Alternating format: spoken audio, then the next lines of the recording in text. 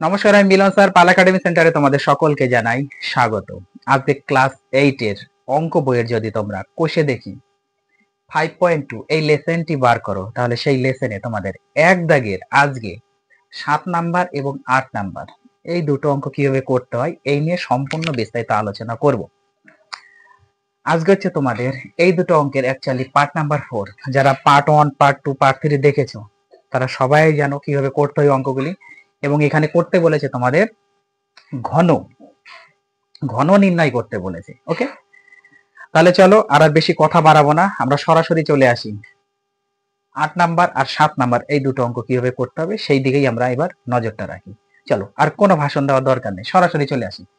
দেখো প্রথমে কি আছে, 7 নাম্বারটা দেখো, a plus b whole cube minus a minus b whole cube minus 6b তার সাথে a square minus b square গুণ হিসাবে আছে। আমরা কি জানি, ঘনের নির্ণয়ের যে ফর্মুলা সেই ফর্মুলাটা আগে আমাদের জানতে হবে। আশা করি সকলেরই মনে আছে।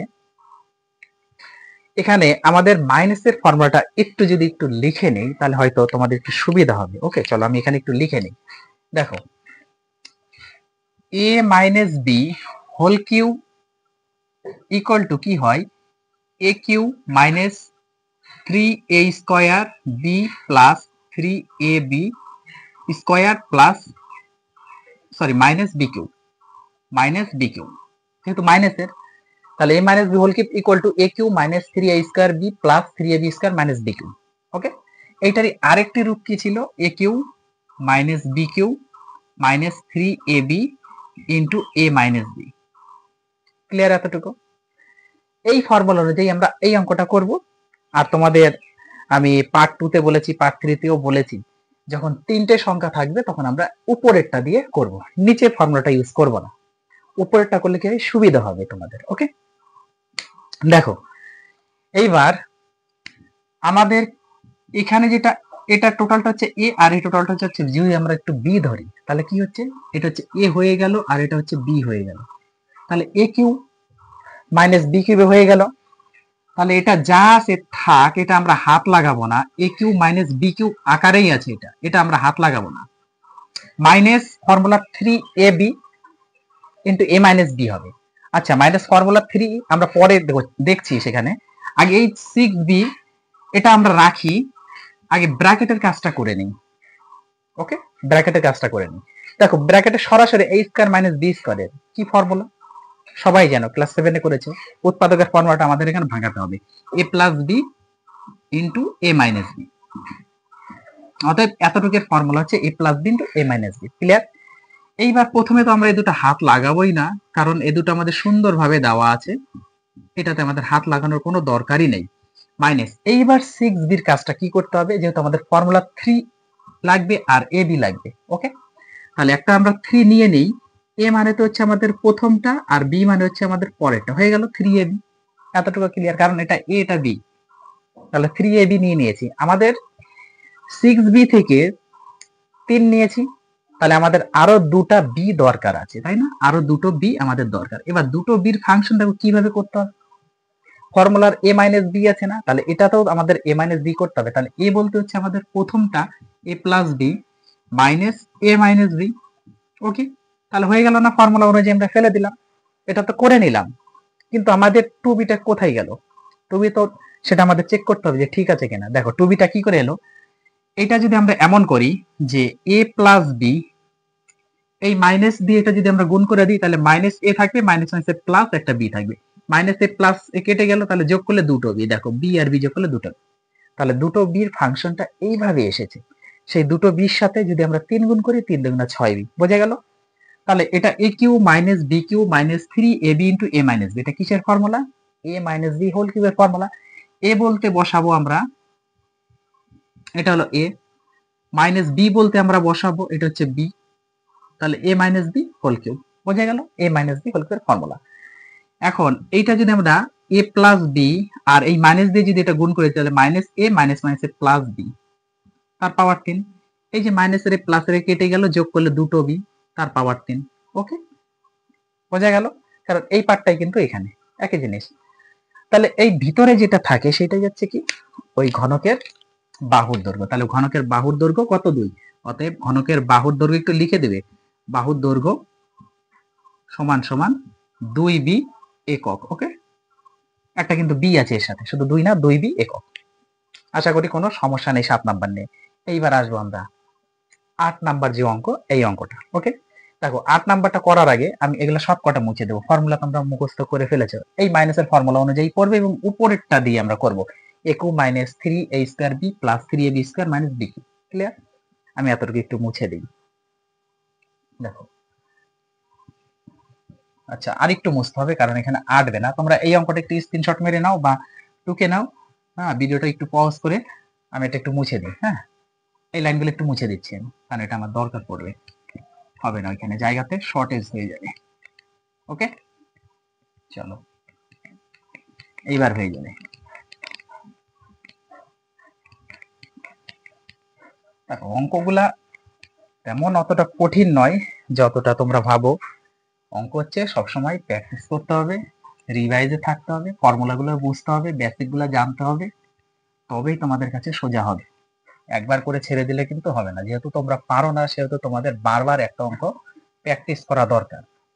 একবার করো, দুবার করো, না হলে আরো দুবার করো, না হলে 10 বার করো, দেখবা ঠিক তোমাদের হয়ে যাবে। কিন্তু তোমরা সেই সময়টুকু দাও না, এই জন্যই তোমাদের কাছে এই সমস্যাগুলো হয়ে দাঁড়ায়। চলো তাহলে এইটা আমরা কি করব, টোটালটা ব্র্যাকেট বন্ধ করে পাওয়ার 3 করব। বোঝা গেল?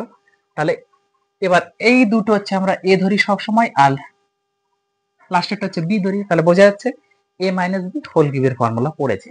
তাহলে ফর্মুলা হচ্ছে আমাদের কি, প্রথমে হচ্ছে এ কিউ। এ বলতে আমাদের এটা হয়ে গেল, এই হলো এ কিউ মাইনাস 3a স্কয়ার। এ মানে আমরা বসাবো এটা 3a স্কয়ার, বি মানে আমাদের 4z, হয়ে গেল 3a স্কয়ার বি।